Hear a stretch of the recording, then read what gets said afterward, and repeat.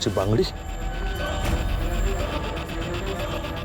म्हणजे इथं खजिना असणारच.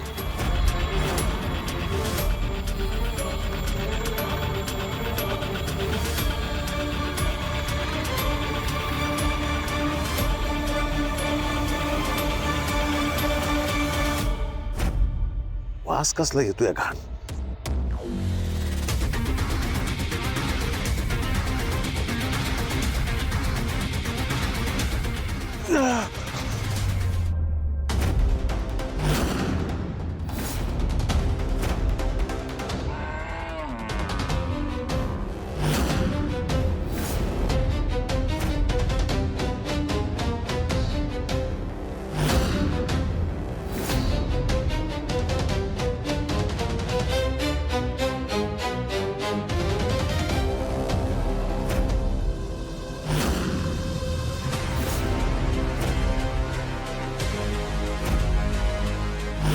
तर वेगळंच दिसतंय.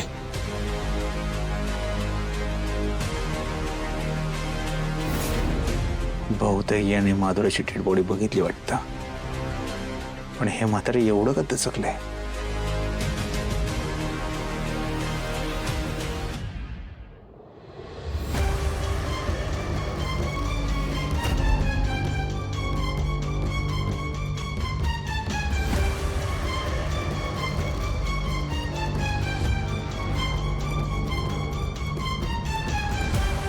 गोपाळ,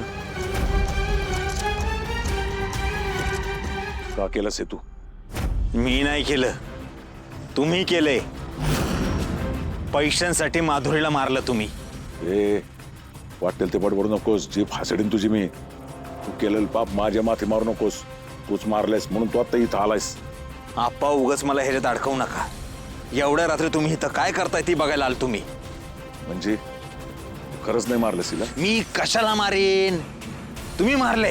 ए, माझा काय संबंध? मी कशाला मारीन? गावातली लोक बोलतात, त्यांच्या सुरात सूर मिसळू नको. सगळ्या गावासमोर तुम्ही पके मामाला धमकी दिली होती. होय, पण ते लगीन मोडण्यासाठी.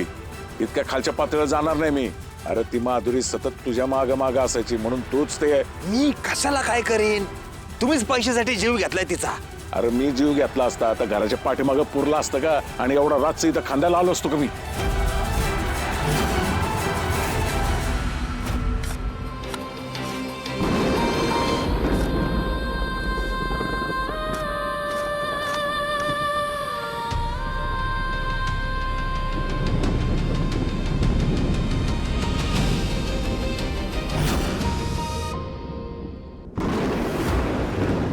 गोपाळ, मला खरं खरं सांग, काय झालं होतं तुमच्या दोघांमध्ये?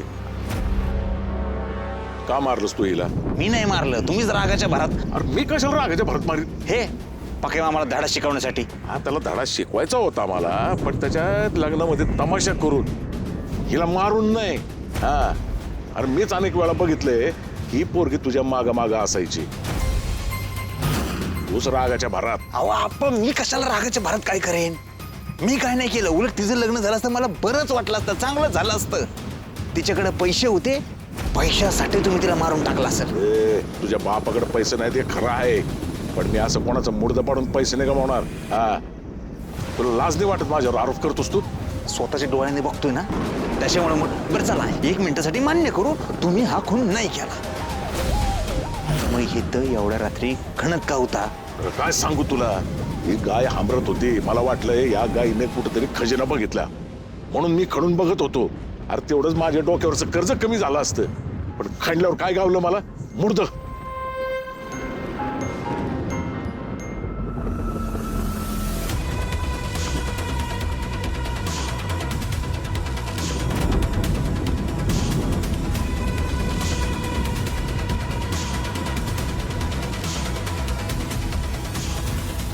आप्पा, तुम्ही जे सगळं बोलता ना त्याच्यावर मी विश्वास का ठेवायचा? मग मी सांग, तुझ्यावर कसा काय विश्वास ठेवायचा? मी माझ्या आईची शपथ घेतो, मी काय नाही केलेलं. मग मी माझ्या आईची शपथ घेतो, मी बी नाही मारले. आप्पा, तुम्ही नाही मारलं, मी नाही मारलं, मग मारलं कोणी?